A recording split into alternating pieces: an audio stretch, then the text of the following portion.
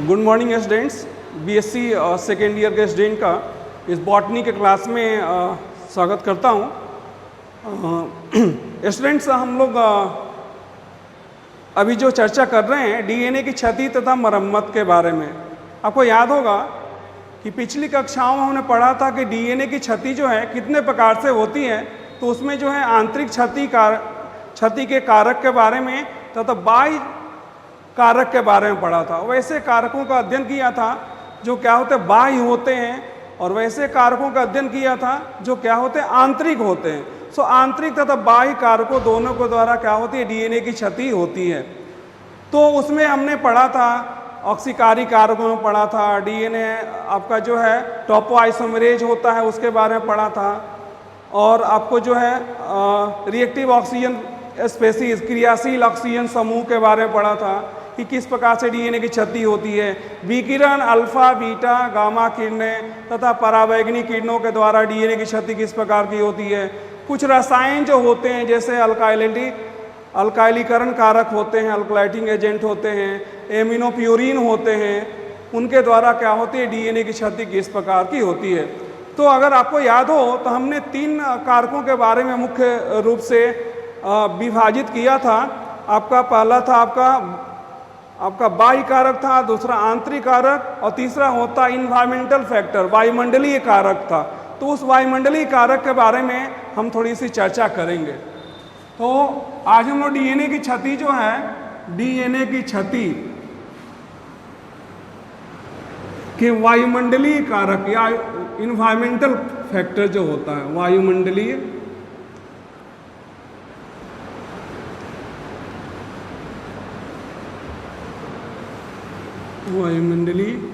अथवा इन्वायरमेंटल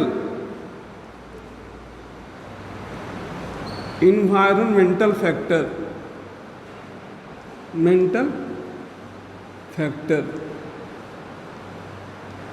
कारक के बारे में चर्चा करते हैं। तो इसमें जो है मुख्य रूप से आता है आपका जो भोजन के संरक्षण के लिए हम बहुत सारे खाद्य पदार्थ ऐसे होते हैं जिनका लंबे समय तक उपयोग करते हैं। तो इन पदार्थों की गुणवत्ता बनाए रखने के लिए हम क्या करते हैं उसमें विशेष प्रकार के रसायन का उपयोग करते हैं जिसे फूड प्रिजर्वेटिव कहा जाता है। क्या कहा जाता है? Food preservative. तो खाद्य संरक्षक जिसे कहते हैं खाद्य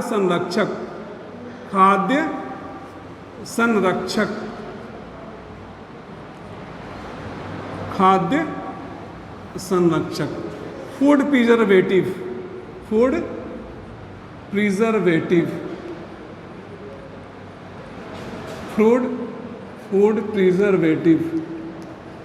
प्रिजर्वेटिव्स। तो खाद्य पदार्थ की खाद्य संरक्षक का कार्य क्या होता है? लंबे समय तक लंबी अवधि तक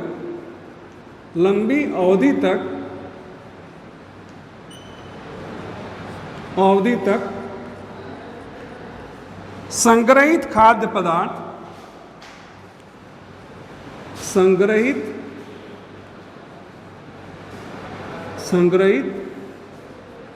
खाद्य पदार्थ खाद्य पदार्थ की गुणवत्ता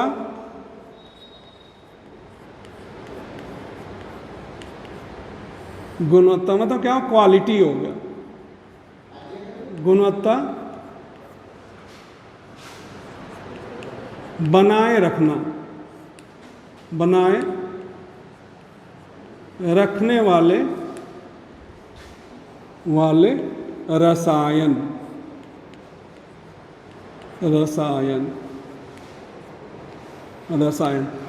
तो आप किसी खाद्य पदार्थ का लंबे समय तक लंबी अवधि तक उपयोग करना चाहते हो और आप चाहते हैं कि उसकी गुणवत्ता बरकरार रहे, उनका स्वाद बना रहे, उनका टेस्ट बना रहे, तो उसमें क्या मिलाते हैं? खाद्य संरक्षक मिलाते हैं जिसे फूड प्रिजर्वेटिव्स कहा जाता है।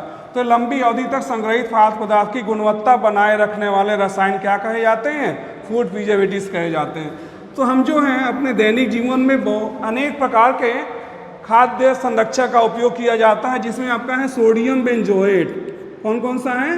Sodium benzoate. एक खाद्य संरक्षक जो है उसके कौन कौन से होते हैं? एक होता है sodium benzoate, sodium benzoate, sodium benzoate है, पोटासियम बेंजोएट है, पोटासियम बेंजोएट,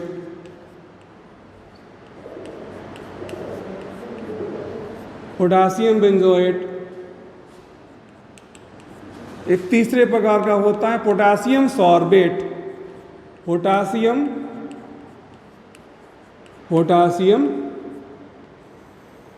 सॉर्बेट,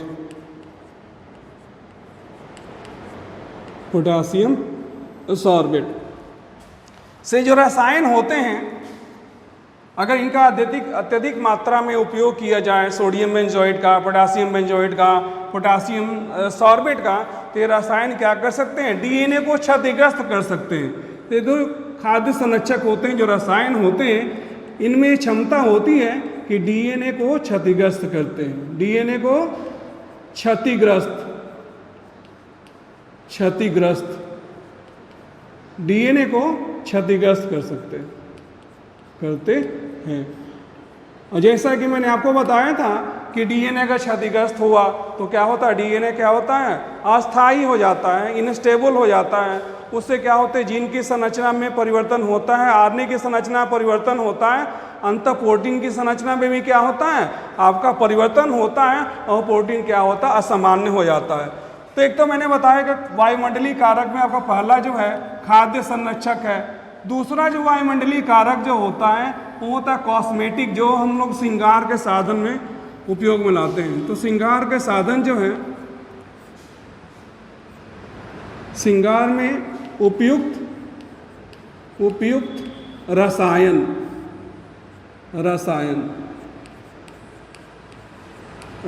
जिसे कॉस्मेटिक्स कहा जाता है, कॉस्मेटिक।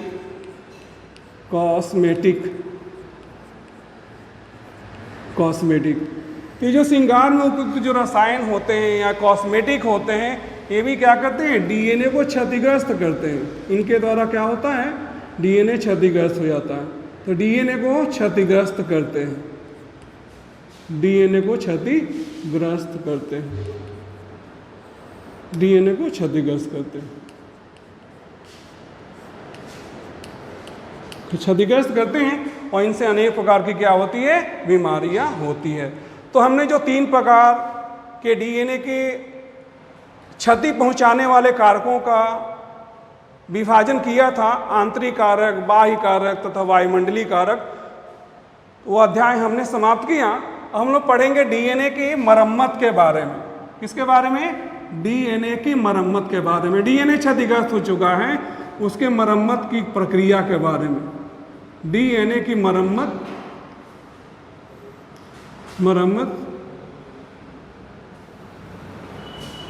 अब डीएनए की मरम्मत में जो है पहला आपका आता है जो सूक्ष्म मात्रा में डीएनए की क्षति होना। सूक्ष्म मात्रा में क्षतिग्रस्त डीएनए, क्षतिग्रस्त डीएनए।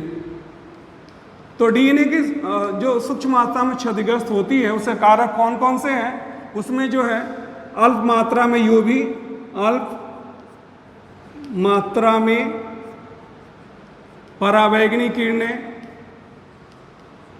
परावैगनी किरणें। दूसरा जो है आपका अल्काइलीकरण, अल्काइलीकरण कारक, अल्काइलीकरण कारक। तो सूक्ष्म मात्रा में, अल्प मात्रा में परावैगनी किरणों की उपस्थिति से या अल्काइलीकरण कारक, जिसे अल्काइलेटिंग एजेंट कहा जाता है, इसके द्वारा क्या होता है? सूक्ष्म मात्रा में डीएनए क्या होते हैं? क्षतिग्रस्त होते हैं। तो इनकी मरम्मत जो की जाती है उसमें 2 एंजाइम जो है मुख्य रूप से उपयोग में आते हैं। तो मरम्मत में उपयुक्त एंजाइम या उत्प्रेरक एंजाइम। इसमें पहला जो एंजाइम है वो है अल्काइल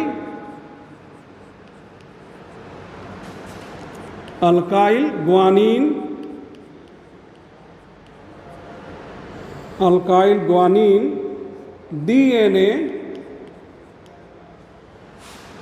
अल्काइल ट्रांसफेरेज अल्कलाइल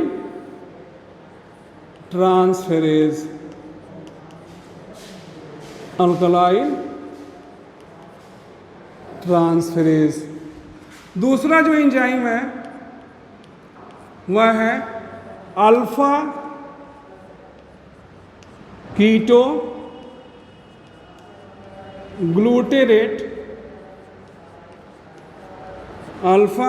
ग्लूटेरेट निर्भरित, जिसे डिपेंडेंट कहते हैं, निर्भरित मोनो ऑक्सीजिनेज।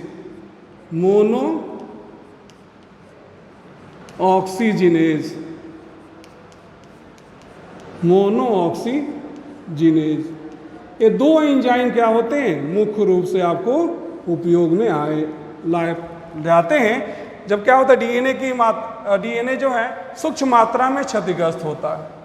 जो दूसरा जो है इसका डीएनए की आपका जो मरम्मत की जाती है उसमें डीएनए क्या होगा, डीएनए अधिक मात्रा में यूवी के द्वारा क्या होगा, क्षतिग्रस्त होगा। इसमें जो है डीएनए की क्षति जो होती है, अधिक मात्रा में डीएनए की क्षति की मरम्मत, अधिक मात्रा में डीएनए की क्षति की मरम्मत, डीएनए की क्षति की मरम्मत। अब इसमें देखिए किसके द्वारा डीएनए क्षतिग्रस्त होता है। इसमें आप तो आता है अधिक मात्रा में अगर डीएनए हो, अधिक मात्रा में अगर परावैंगनिक किरणें हो, अधिक मात्रा में परावैंगनिक किरणों की उपस्थिति में परावैंगनिक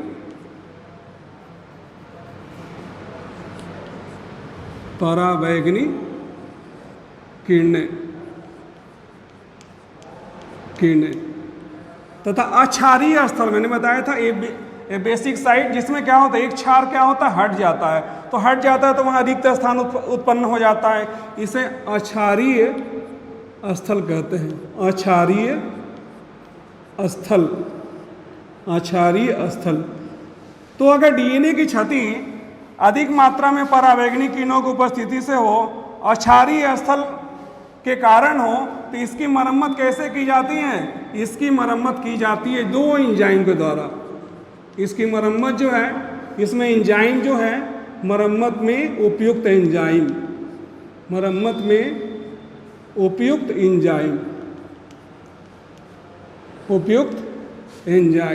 तो दो एंजाइम का उपयोग किया जाता है इसमें एंजाइम। पहला है ग्लाइकोसाइलेज, जो क्या कहता है, ग्लाइकोसिडिक बंध को तोड़ता है, ग्लाइकोसाइलेज। अब ये ग्लाइकोसाइलेज जो है किसको तोड़ेगा, ग्लाइकोसाइलेज जो है ग्लाइकोसिडिक बंध को तोड़ता है। और ग्लाइकोसिडिक बंध कहाँ पाया जाता है, नाइट्रोजन युक्त क्षार में नाइट्रोजन और आपका जो है शर्करा है उसके बीच पाया जाता है। और दूसरा एंजाइम होता है आपका इंडोन्यूक्लिएज, जो फॉस्फोडाइस्टर बंध को तोड़ता है, इंडोन्यूक्लिएज।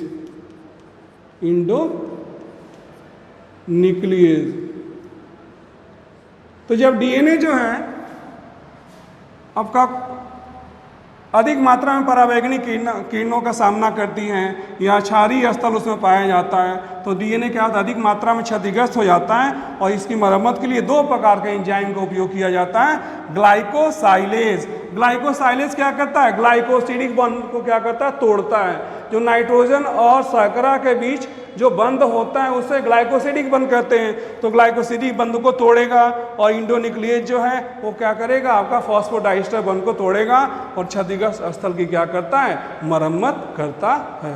तो हम अगले क्लास में मिलते हैं नए टॉपिक के साथ, तब तक के लिए ऑल द बेस्ट।